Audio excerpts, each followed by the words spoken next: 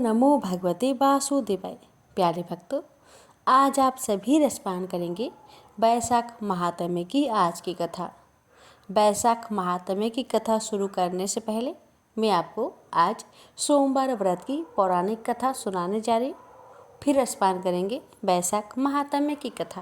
प्रेम से बोलिए हर हर महादेव, ओम नमः शिवाय। किसी नगर में एक धनी व्यापारी रहता था। दूर दूर तक उसका व्यापार फैला हुआ था। नगर के सभी लोग उस व्यापारी का सम्मान करते थे। इतना सब कुछ संपन्न होने के बाद भी वह व्यापारी बहुत दुखी था, क्योंकि उसका कोई पुत्र नहीं था, जिस कारण अपने मृत्यु के पश्चात व्यापार के उत्तराधिकारी की चिंता उसे हमेशा सताती रहती थी।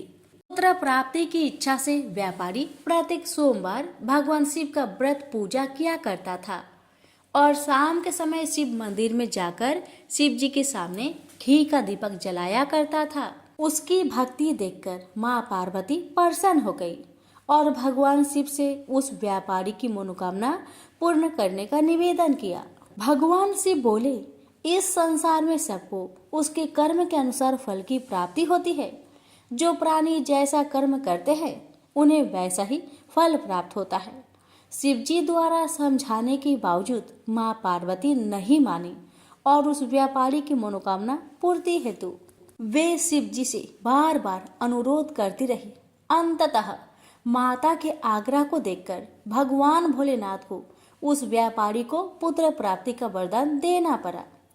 वरदान देने के पश्चात भोलेनाथ माँ पार्वती से बोले, आपके आग्रह पर मैंने पुत्र प्राप्ति का वरदान तो दे दिया, परंतु इसका यह पुत्र 16 वर्ष से अधिक समय तक जीवित नहीं रहेगा।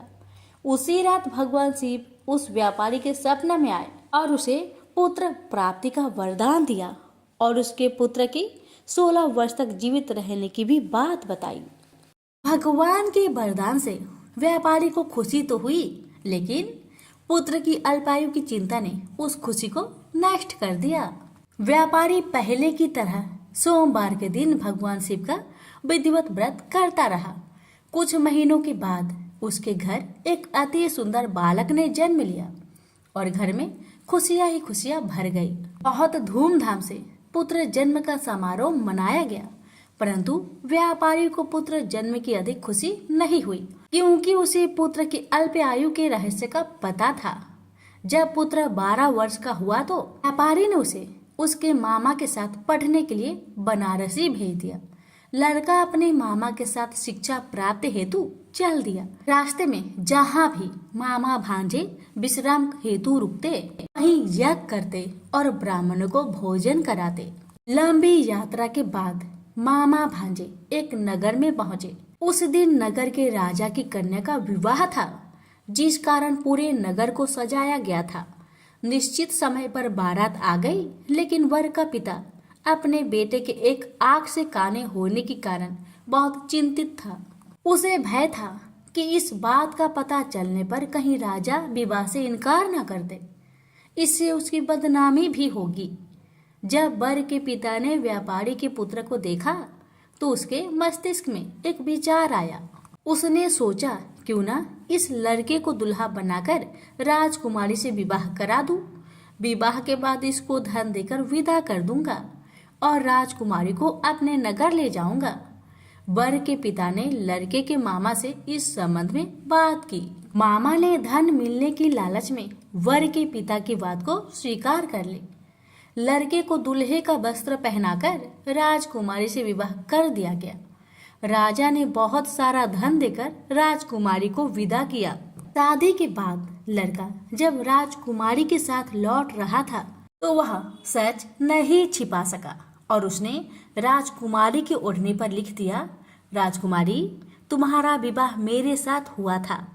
मैं तो बनारसी पढ़ने के लिए जा रहा हूँ और अब तुम्हें जिस नवयुवक की पत्नी बनना पड़ेगा वह कान्हा है। जब राजकुमारी ने अपनी ओढ़नी पर लिखा हुआ पढ़ा तो उसने कान्हे लड़के के साथ जाने से इनकार कर दिया। राजा को जब ये सब बातें पता लगी तो उसने राजकुमारी को महल में ही रख लिया। उधर लड़का अपने मामा के साथ बनारसी पहुंच गया और गुरुकुल में पढ़ना शुरू कर दिया। जब उसकी आयु 16 वर्ष की हुई तो उसने यज्ञ किया। यज्ञ की समाप्ति पर ब्राह्मणों को भोजन करवाया और खूब अन्य वस्त्र दान किए। रात को वह अपने शयन कक्ष में सो गया। शिव के वरदान के अनुसार शयन अवस्था में ही उसके प्राण पेखरू उड़ गए। सूर्योदय पर मामा मृत भांजे को देखकर रोने पिटने लगा। आसपास के लोग भी एकत्र होकर दुख प्रकट करने लगे। लड़के के मामा के रोने विलाप करने के स्वर समीप से गुजरते हुए भगवान शिव और माता पार्वती ने भी सुने। माता पार्वती ने भगवान से कहा, प्राणनाथ, मुझे इसके रोने का स्वर सहन नहीं हो रहे, आप इस व्यक्ति के कष्ट को अवश्य दूर करें। भगवान शिव ने माता पार्वती के साथ अदृश्य रूप में समीप जाकर देखा तो भोलेनाथ माता पार्वती से बोले, यह तो उसी व्यापारी का पुत्र है जिसे मैंने 16 वर्ष की आयु का वरदान दिया था। इसकी आयु पूरी हो गई है। माँ पार्वती ने फिर भगवान शिव से निवेदन कर उस बालक को जीवन देने का आग्रह किया। माता पार्वती के आग्रह पर भगवान शिव ने उस लड़के को जीवित होने का वरदान दिया और कुछ ही पल में वह जीवित होकर उठ बैठा। शिक्षा समाप्त करके लड़का मामा के साथ अपने नगर की ओर चल दिया। दोनों चलते हुए उसी नगर में पहुंचे जहां उसका विवाह हुआ था। उस नगर में भी यज्ञ का आयोजन किया। समीप से गुजरते हुए नगर के राजा ने यज्ञ का आयोजन देखा और उसने तुरंत ही लड़के और उसके मामा को पहचान लिया। यज्ञ के समाप्त होने पर राजा मामा और लड़के को महल में ले गया और कुछ दिन उन्हें महल में रखकर बहुत सा धन वस्त्र आदि देकर राजकुमारी के साथ विदा कर दिया। इधर भूखे प्यासे रहकर व्यापारी और उसकी पत्नी बेटे की प्रतीक्षा कर रहे थे। उन्होंने प्रतिज्ञा कर रखी थी कि यदि उन्हें अपने बेटे की मृत्यु का समाचार मिला तो दोनों अपने प्राण त्याग देंगे। परंतु जैसे ही उसने बेटे के जीवित वापस लौटने का समाचार सुना तो वह बहुत परेशान हुआ। वह अपनी पत्नी और मित्रों के साथ नगर के द्वार पर पहुंचा। अपने बेटे के विवाह का समाचार सुनकर पुत्र वधू राजकुमारी को देखकर उसकी खुशी का ठिकाना न रहा। उसी रात भगवान शिव ने व्यापारी को सपने में आकर कहा, हे श्रेष्ठी, मैंने तेरे सोमवार व्रत करने और व्रत कथा सुनने से प्रसन्न होकर तेरे पुत्र को लंबी आयु प्रदान की है।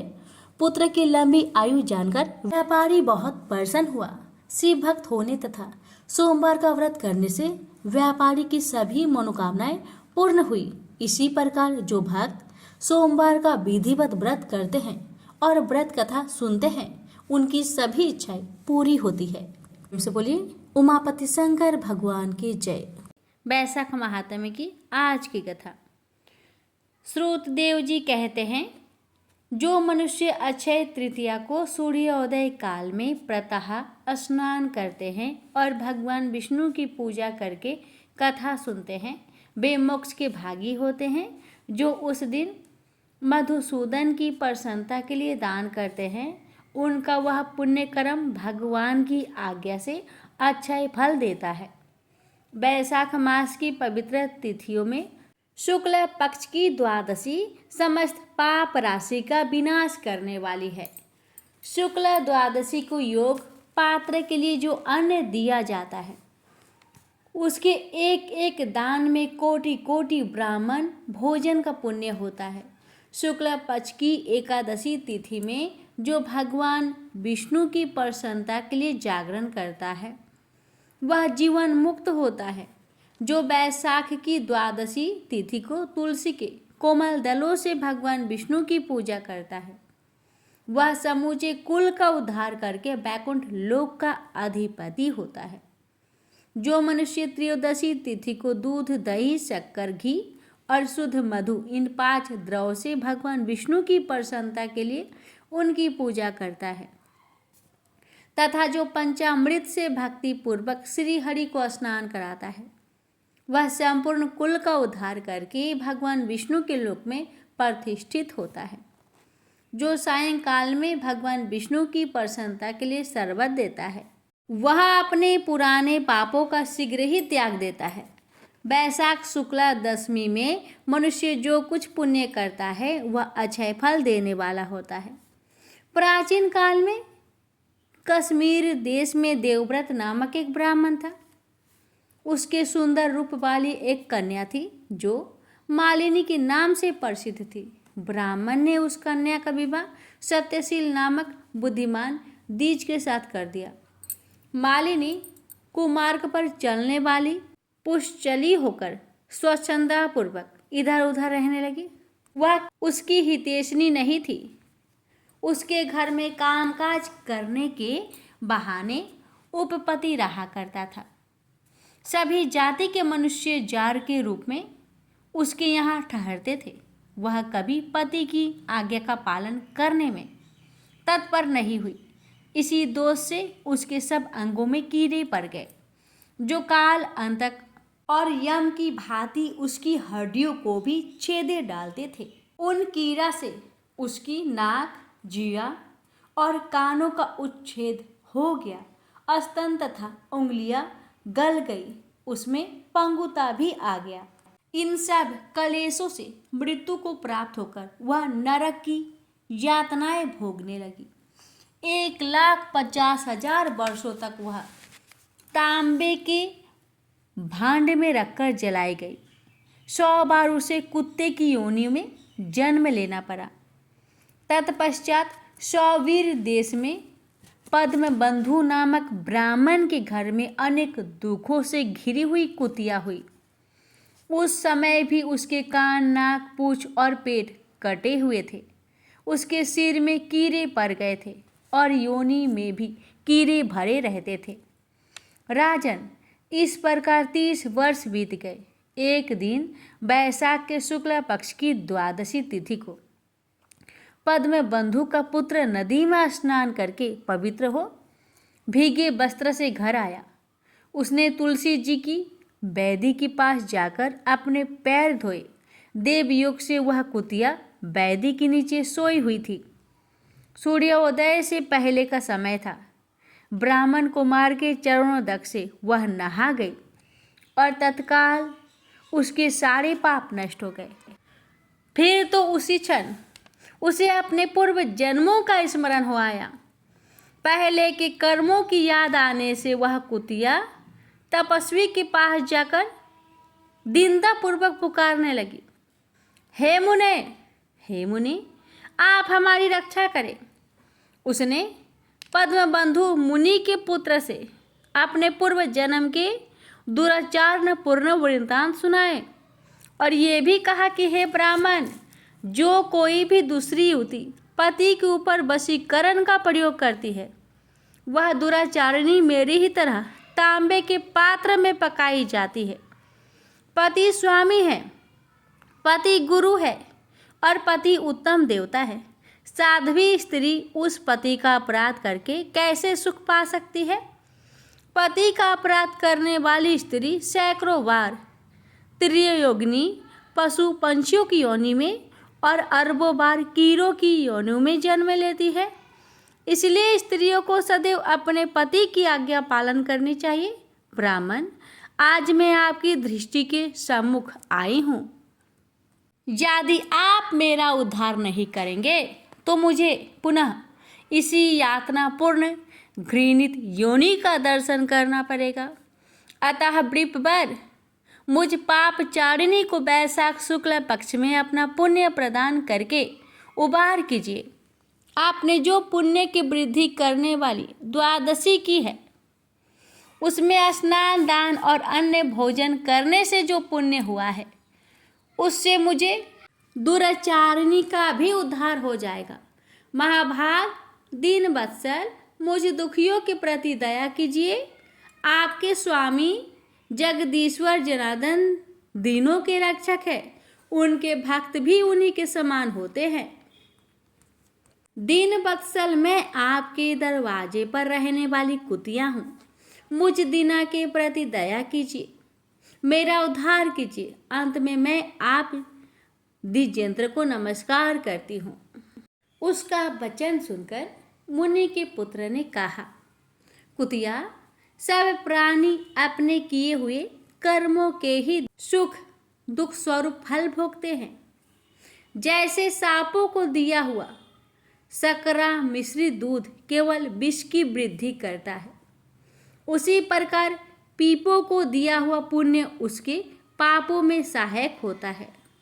मुनि कुमार के ऐसा कहने पर कुतिया दुख में डूब गई और उसके पिता के पास जाकर अंतर स्वर में क्रोधन करती हुई बोली, पद बंधु बाबा, मैं तुम्हारे दरवाजे की कुतिया हूँ। मैंने सदा तुम्हारी जूठन खाई है, मेरी रक्षा करो, मुझे बचाओ। गृहस्थी महात्मा के घर पर जो पालतू जीव है उनका उद्धार करना चाहिए, यह वेद बेताओं का मत है।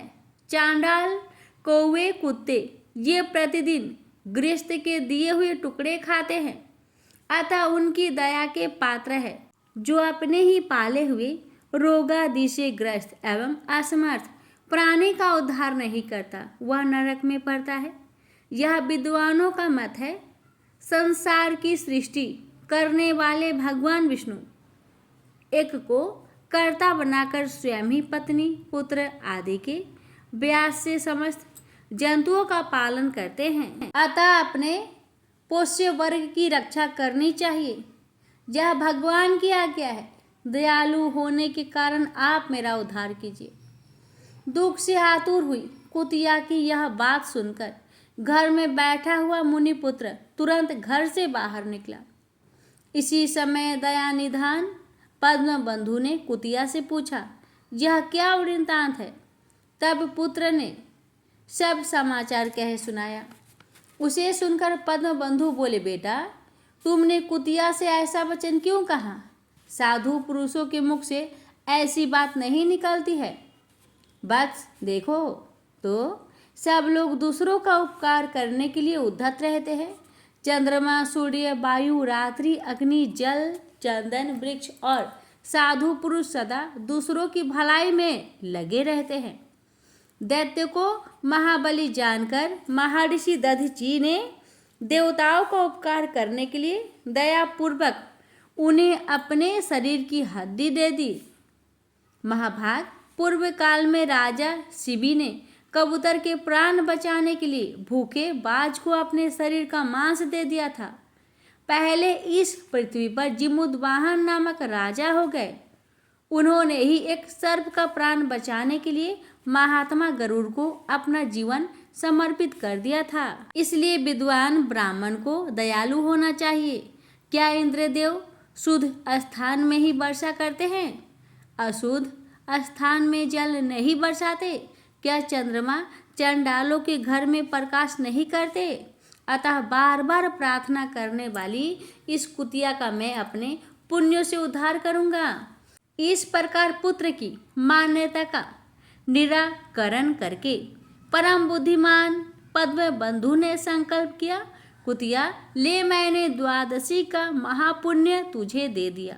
ब्राह्मण के इतना कहते ही कुतिया ने सहसा अपने प्राचीन शरीर त्याग कर और दिव्य देह धारण कर दिव्य वस्त्र आभूषणों से विभूषित हो दसों दिशाओं को प्रकाशित करती हुई ब्राह्मण की आज्ञा ले स्वर्ग लोक को चली।